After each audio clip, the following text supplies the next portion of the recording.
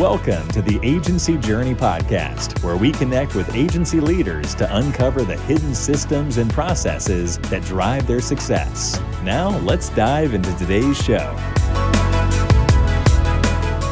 All right, welcome into another episode of Agency Journey. This is Gray McKenzie from ZenPilot, and this week I've got the pleasure of bringing on Chase Dimond, the podcast. We're going to be digging into all things email marketing today. Chase, welcome to the podcast, man.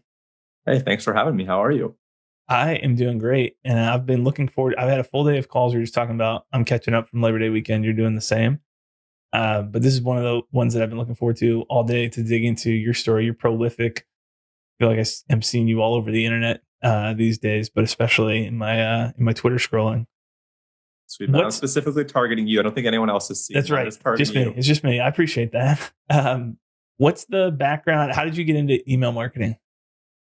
Yeah. So long story short, at 13 years old, diagnosed with Crohn's disease, was sick for the entirety of a year, really because of lack of awareness of this disease. So after finally feeling better, figuring out that I had Crohn's disease, at 14, I took it upon myself to learn guerrilla marketing to raise awareness and fundraising for this disease.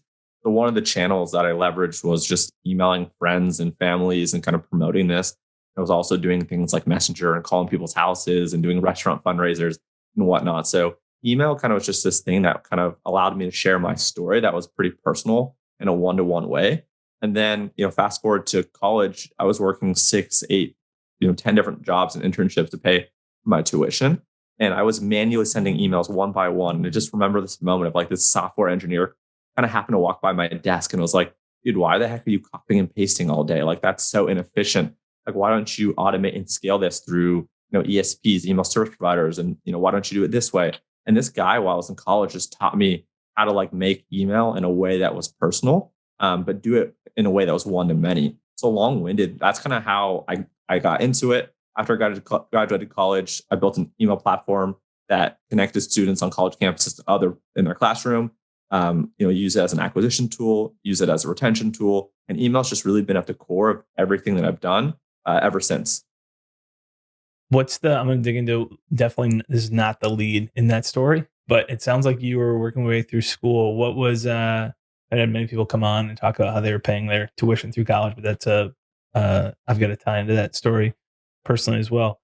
Is that like what was driving the paying for college? Yeah, I think it was a lot of things, but that was like the main thing. Is like I tried to go into this school that was close to me. I live in Orange County, California. It was called Chapman University. I tried to go in there, but I just could not afford it. We weren't able to get any financial aid. I didn't want to take a loan, so I went to the local state school for like 6 months, and I was like, screw it. I'm going to find a way to go there. Let's do it. And I started just working jobs, internships, and I had at one point, I think 3 different jobs and internships. And one, I was making like commissions on sales, and I was doing decently. Another, I was making like $25 an hour as like a college student. So I was stoked. I thought I had a bunch of money, but every month, between rent and everything, I basically would go back to zero. And at the end of it, I graduated with some debt and I paid it off after my first job. So the hustle, the grind, the kind of creativity really came from like the necessity of wanting to go to this school and really having to pay the way kind of alongside my parents. Yep. That makes a lot of sense. So I want to kind of give people an overview of what you're up to today outside of being all over social. Well, that's a piece of what you're doing, but you're also involved in an agency. Maybe give us the lay of the land between courses, the agency, everything that you've got going on. Yeah, it's definitely a lot, as we were talking about before, but I'm a partner at an e-commerce marketing agency called Structured. And we have about 70 to 75 full-time employees working about 150 e-commerce brands. I run specifically the retention side of the team, which is about 50 to 60 people, about 100 clients across email and SMS. Email is really kind of my bread and butter, my focus. SMS is kind of something we added more recently and brought in kind of an expert to run that specific team in that channel. But outside of that, we also do paid social and kind of creative for top of funnel. So it's been a whirlwind, knock on wood, fingers crossed, lucky for us, this past year and a half has been pretty good. Obviously, I know for a lot of folks, it hasn't. So obviously mindful when I say that, but just, the past year in terms of social and everything, it's been a major kind of growth and acceleration year. And we work specifically with 7 to 9 figure e-commerce brands. Yep. And then on the course front, when did you launch your first course? So I launched, I always kind of forget to talk about this, but I launched a course with Founder Magazine like 2 or 3 years ago. And that's kind of like what put me in some ways on the map and kind of allowed me to understand like this whole business of selling info, which is kind of something that was foreign and strange and weird. And it kind of still is, but it's kind of cool and it's exciting because it allows you to help more people than you can in a one-to-one way. But for me, myself, like the main course that I have right now that I launched was around October of last year. So give or take about a year ago. And it kind of stemmed from a few different things. One was I was having to update our internal documentation kind of resources for our agency as we were scaling. It wasn't something where like we could start hand holding everyone that came in. We knew at some point or the other we were going to have just like libraries and templates and courses. And I wasn't really happy, truthfully, with a lot of the courses available on the market, or else I would have saved myself a lot of time and effort and aggravation and just kind of tucked that and said, hey, go take this and run with it. I guess fortunately in hindsight, those weren't available. And we wanted to do things very specifically. And we were very focused on Klaviyo as a platform. So built the course, planned and just intended it to be internal. There happened to be this thread or this conversation on Twitter where someone was like, hey, we need an e-commerce email marketing course. And then someone tagged me saying, hey, Chase, would you do one? I'm like, I don't really know. I'm building something internally, but I want it to be internal. And then it kind of just sparked from there where I was like, wow, like there's a lot of demand now on Twitter for this course. People keep tagging me. Like maybe I just make this, a wide kind of available to the public as well. So that kind of stemmed from it. So that was course one about October of 2020. And I've since launched a few other kind of mini kind of supplemental products as well. Okay. That's awesome. So you've got the main course is the e-commerce email marketing course, right? Does it have a different name? No, that's it. I've done a really bad job with the names. I literally I love it. Just call it that. One cool thing, hopefully saying this doesn't get me outranked, but I rank number 1 on Google right now if someone looks on e-commerce email marketing course, which is kind of cool. So I didn't intend for that. It was kind of like a byproduct of just having, a very cookie cutter standard name because I couldn't think of anything more creative. So that's my main course. Yeah. Okay. That makes sense. So this course, I've heard about this course. This is one of the reasons that I reached out to have you on the podcast. Was heard about the course from multiple agencies who we worked with in the e-com space. Actually, you mentioned, we were talking earlier, Michael Lisavetsky and Troy Osinoff at Juice. They were just on the podcast here recently as well. But if anyone's interested in checking out the course, it's Chase Dimond, and Dimond is DIMOND.podia.com is the link. Obviously, we'll have that stuff in the show notes as well. So from an agency perspective, as you guys are growing, you said there's 4 partners right now? Yeah, exactly. Okay, makes sense. And then in terms of the last year, I assume there's been a ton of growth here. I mean, everyone, especially in e-com, every agency has done well in the last 18 months, which is, as you mentioned, kind of weird to say, or, like there's some circles where you feel a little bit awkward bringing that up, or it's just uncomfortable. Other people, there's been a lot of suffering that's gone along with it, but there's no denying it's been a great opportunity for agencies at the same time. In terms of growth for you guys as an agency right now, what are some of the priorities that are on your plate? Yeah, it's a couple of things. So myself and a partner about 3.5 years ago specifically started an agency doing e-commerce email marketing. And one of my good buddies who also had an agency in the paid social space, his name's Nick Shackelford. We've been friends for over 15 years. He was actually the one that got me into e-commerce. He was doing his whole paid social thing. And we just kind of saw like the writing on the wall of the future of like, brands aren't going to want to work with 12 different agencies, right? They're not going to want to have an agency for influencers and for paid and for creative and for email and for SMS, right? So we wanted to do kind of some consolidation. So that way it's like, hey, we're not going to offer every single service, but we're going to offer a few of the core services and do it really, really well. We actually merged our agencies about a year and a half ago. And that's kind of what opened up the ability for us to kind of service more folks. So that was like that merger kind of acquisition that we did together. And our focus now has actually been acquiring and kind of finding other agencies to absorb, just because there's so much talent out there. And most of the talent right now, either A, runs their own agency, or B, is internal somewhere, right? And it's kind of hard to attract the internal people onto the agency side. And it's hard to get these small agencies or medium agencies that have great people, to come work for you because they're super good. So for us in terms of growth, we're trying to grow through some acquisitions and whatnot. We recently acquired an agency that primarily focuses on Snapchat. So while we do paid social, we only primarily did Facebook and Instagram. We acquired them and we're now trying to buy like CRO shops, some more email shops. So we're really trying to grow that way. Another weird thing that we never intended to do as we kind of scale the team is we brought in like an internal head of HR or kind of recruiter, which is kind of a strange thing. Like my little brother does recruiting, so we found recruiter through a recruiter, which was like very meta.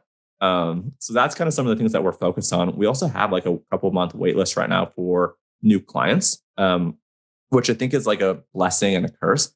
It's a blessing because, we're fortunate to have the business. And by telling people we have a wait list, it kind of created more demand than we thought, which allowed us to keep raising prices. It also allows us to make sure that we are scaling with quality in mind. So by telling people, hey, we've got a 2 to 3 month wait list, we're able to make sure we have everything in place. We have our ducks in a row to hire, to onboard and whatnot. The bad side, right, is like we're probably leaving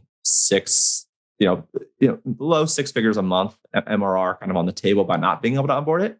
But I guess that goes with the territory. Right. In terms of acquisitions, what are some of the things that make an ideal target for you right now? You mentioned some complementary services like CRO, and then some overlapping services with more email, which I assume is a bandwidth play. Exactly. Yeah. Yeah. What are some of the Exactly. things you're looking for? So it depends. Like we're still kind of ironing out. We've done one acquisition outside the merger that we did initially, and we're trying to make a couple others. We're really trying to find like that right kind of piece of the puzzle for each, entrepreneur, each owner. We've had a lot of conversations. We've probably talked to a dozen and a half agencies, and different people want different things, right? And I think also too, like people's understanding of what like an acquisition actually means is very skewed. People think like they're going to get 100% of the cash up front, they're going to be able to walk away, and it's like, well, if you could find that deal, let us know. We would be willing to submit our hat into it as well. We really want people that are kind of fast growing, typically doing on the low end, probably about $20,000 a month in EBITDA, and probably on the higher end, they're maybe doing like $60,000 to $80,000 a month in EBITDA, right? Anything over that maybe is a little bit too big in terms of like what people expect. But typically it's like people that are anywhere from like 3 to like kind of 10 or 15 type people. It's kind of like the sweet spot that we're finding. And it's kind of a mix of like, we're trying to buy EBITDA, trying to buy some book of business, although that's not necessarily the motivation because we have, fortunately, the book of business. We're really looking for like more of like the acqui-hire. We're looking for the talent. We're looking for people in even different geographies, right? So most of our business is here in the States. We do have some, penetration into the UK. We're also looking for some folks that have UK and other kind of global audience for new clients, and also the ability for us to be more of like a 24/7 shop. And if we have people on different time zones, that allows us to service people at any given point in time. Yeah, that makes a lot of sense. So if you're taking agencies doing, let's say, $250,000 to maybe top end closer to $1 million in EBITDA, most of the times those exits would look like something from 2.5x on the lowest end, 5-6x at the very highest end. But it sounds like what you're structuring is, I'm assuming you'd have there's some cash involved, but probably you're also finding people who are interested in being part of a bigger bite down the road in a future exit. So there's a equity component to that as well. Yeah, so it is some cash, right? Like transparently, we're not paying hundreds of thousands and millions of dollars up front. Like we're paying in the 5 figures, typically depending on the size up front. And then, we're basically allowing them to have some kind of, I guess, ongoing commission or not based off of performance, right? So Sure. On a monthly, quarterly, annual basis, they have certain targets, and if they can hit those, they're more or less getting like a commission or like a bonus.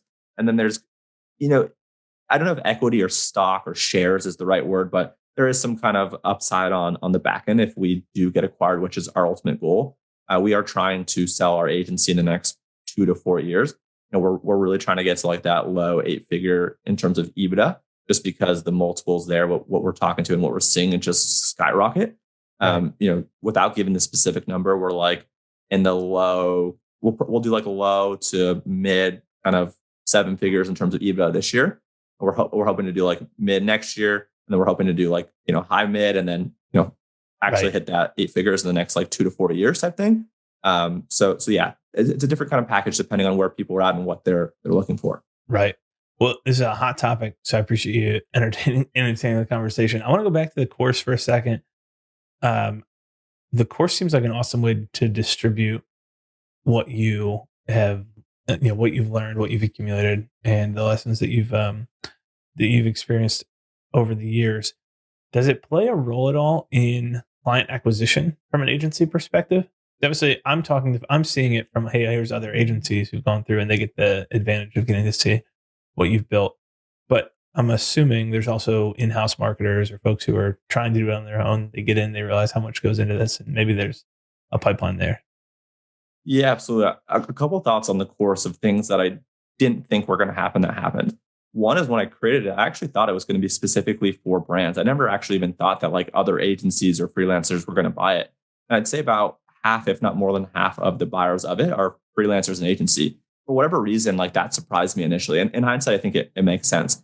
It's been agencies that either do email that want to make sure that they're doing it right or want to use it as training as well, or agencies that have been dealing with top of the funnel issues because of iOS 14, 14.5 that want to diversify services or kind of completely switch services. So that was kind of one surprise. And within that group, right, like that's kind of like a feeding pool for people that want to work for us, for people that want to get acquired, right? So that's that sliver in that piece. But to answer and address what you're saying, yeah, people have either purchased the course, gone through and been like, hey, I set up some of it, it's working, but I don't have time to do the rest of it. Can I hire you? Or some people have just seen it, haven't purchased it and be like, hey, instead of paying for the course, can I just hire you? Like, do you have an agency as well? So those are kind of some of the things that I didn't expect would happen. And people are giving me notes and feedback and asking for new modules. And like, I actually never even thought about that, right? So it really is such a great two-way thing where I'm constantly updating content. I'm going to be making some changes and updates based on the iOS 15 stuff coming up. And it's just really been a great way for me to learn as well, which is kind of an interesting thing I never thought would happen. Yep. And then you are one of the things we haven't really talked about, though, is the fact that you're also running a podcast right now. E-commerce Opportunity podcast. Is that right? Yep. How did that come about? And what's kind of give us the quick gist of what that podcast looks like?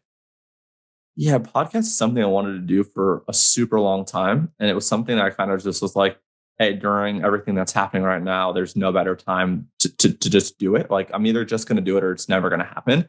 And like the thesis and the goal of the podcast was just like, I would have conversations with, folks like yourself or other people and be like, man, I wish we recorded that either for our own personal knowledge, for, our team, or even the ability to share it with other people. So that was kind of like the goal of it. And, I've just, I think, finished season 1. I had like 35 or 40 episodes where I was really interviewing marketers and founders within e-commerce about like what they're doing, what the opportunity is, what's working. How do you get clients? Where do you think the next opportunity is for service providers, right? I think the heyday of like being a Facebook agency is probably over. Obviously, there's still money there. There's still people doing well there. That's not what I'm saying. But I think, when I talk to people like my business partner, Nick Shackelford, it's like, man, if I know what I do now, I would probably have done something like email or SMS, right? So just kind of exploring those opportunities. And then for season 2, I'm planning on bringing on like a co-host and making it a little bit more like My First Million, where it's a little bit more off the cuff, conversational ideas, and less more like interview and more kind of like back and forth conversation and us just like spitballing. So I'm planning on doing season 2 in that coming weeks or coming months. It's a little bit more like, I don't want to say not prepared, but a little bit more raw. Yep. This is my first million shout out on the podcast, but I also listen all the back and forth between Sam and Sean. And so I think it's cool. What if you go that route, are you going to keep it focused in the marketing space, spitballing ideas, or where do you want to go with it? I'm assuming if you're keeping the name, obviously it's somewhat focused in the e-com space, but what are your thoughts there? Yeah, definitely e-com focused.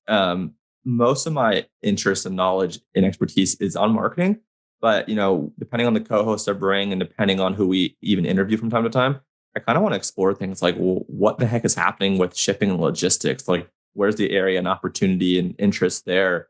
What's the landscape look like, right? So I really want to focus on e-commerce. I'd probably say 80% of it will be marketing focused, and then 20 might just be like current events and hot topics of like, how does someone fix like this ecosystem of like packages getting so delayed? And, is there any infrastructure and more things like that? Yeah. That's awesome. I love it. So I've got 2 last questions for you here that I want to run by you. First is you and Nick are both very prolific on social in terms of content production. Is that the biggest driver of pipeline for the agencies right now? Or are there other BD channels that have worked really well for you guys? Yeah, I think our content creation is probably number 1, and then close second would be partner referrals or client referrals. Right. So, my biggest channel is Twitter, and just in terms of audience reach, like I'm getting like millions of impressions a month, which is just insane. I think that's one. And then other platforms, right, coming on podcasts, speaking at events, hosting events, things like that. And then outside that, at this point right now, with the 150 clients that we have like this kind of breed and this kind of entrepreneur type where they start one business, it reaches 7, 8 figures, and then they start a second business, right? We have some entrepreneurs that since we started with them 3.5 years ago, they own 3, 5 brands, right? So they're a client of ours on 3 or 5 brands, however many they have. You have other clients that are really active on social that, for whatever reason, like for example, Chris Mead and Greg Mead from CrossNet, those guys shout us out. It feels like once a month. I don't know if they have a reminder that goes off every month or if we do something cool and they just like to share about us. But like if those guys post about us, right? Like now you have like this wave and this visibility of folks that are building action sports or lifestyle sports or some kind of games that are reaching out. So clients, referrals, and content is really the big two. You guys have an intentional referral strategy in place? Yes and no. Yeah. We do pay out every single month 10% of the retainer to referral partners. It's always something that we try to pay out pretty timely, like within 24 to 72 hours of receiving it. I think people really appreciate that. So it's kind of something that like we didn't intentionally build or we didn't put a lot of work into it. But as it started happening, we're like, okay, wow. So we've even like in our CRM have a spot that says, where did this source come from? Just that way we don't forget to pay out referral partners, because at one point we were growing quickly. I think for a couple of months we forgot to even like track who it was. And we're like, oh shoot. And we obviously had to backdate all that, right? So we definitely made a lot of mistakes. It wasn't something that was like intentional initially. But as we caught wind of it, we're like, man, this is a super viable channel. Like we'll pay 10% all day long because the quality of the clients that it attracts is really high. When people that are like the clients that we already have are sharing our stuff, we bring in more of the people that already vibe with us and work with us and gel with us. Right. Totally unrelated. Have you played CrossNet? Yeah, I have. My wife hated the fact that I left it up in our front yard for like weeks on weeks and weeks. So those guys are coming up with a bunch of new games, and they send me all the stuff first because I've got 3 younger brothers, and we just love to beat each other up and play sports and do this, that, and the other. So we're always giving them tons of feedback. That's awesome. That I've seen it played, and I have yet to play it. So I'd love to. Grab it for your kids. I think your family would love it. They 100% would. Yeah. Second, so my original second question was, we talk a lot about tools on the podcast. Are there one or two any lesser known tools that you are loving or nerding out on right now, or that are kind of core to the business, but that agencies might not? Probably some people have heard of it, but it's not Google Workspace or Dropbox. Yeah, I think this is a big one, but on the design side, for emails, our team loves Figma. I think it's a big one, but I don't know if people talk about it much or not. We used to use like Photoshop and Canva and Sketch and some like Illustrator, and we've moved over to Figma, and our team really loves that for actually building design, sharing it across tons of workspaces. So that's one. Other ones that we're building, like again, I'm a little bit biased on this one, so I might not say it, but on the reporting side, there's a lot of tools that we were using that were expensive, and we've been actually building our own custom tool. But there's a couple off the shelf that I've been advising and working with, trying to help them just build something. One's called Triple Whale. Again, obviously, working with them and advising them, but that's kind of been an interesting one that I actually liked before I started helping them. Just because reporting is typically expensive and it's hard. We are building our own custom tool, so we are using them a little bit, and we're trying to kind of configure things our own way. And it's been really expensive and really hard because we predominantly use Klaviyo, and their APIs, obviously I love them, but their API has been super tough to work with. So Figma's really the big one. Outside that, we use all the Slack, I guess one that is big, but we love is Notion. We use Notion for all of our project management. Like we are obsessed with it. We have someone literally dedicated full time to like making our Notion calendars and boards and everything updated. We're trying to like automate some stuff. We were using ClickUp. We were using Trello. We were using all those things. I'm personally in love with Notion. It's insane. Yeah, that's awesome. Cool. Well, we'll link those up. Figma, I just closed it out before we started here. Nice. We're working on some stuff. And Triple Whale is trytriplewhale.com. Is that right? I believe so. Yeah, get Triple Whale or Try Triple Whale, one of those. Okay, cool. Well, I'll double check it and make sure that we get that in the show notes. This is awesome. So Chase, folks who want to follow you, I think you're pretty simple on Twitter, right? I'll let you share your Twitter handle and then anywhere else you'd want to point folks here. Yeah, Twitter would be great. Handles ecom Chase Dimond, no A in Diamond, just Dimond. And there's a bunch of links like in my bio on there for the free newsletter, the podcast, the YouTube, the courses. So follow me on Twitter, and the link in my bio will have everything. Awesome. Jace, I appreciate you coming on, man. This has been really fun. Yeah, thanks for having me. Thanks for listening to the Agency Journey podcast. Visit agencyjourneyinsiders.com to join the podcast community and be sure to subscribe for future episodes.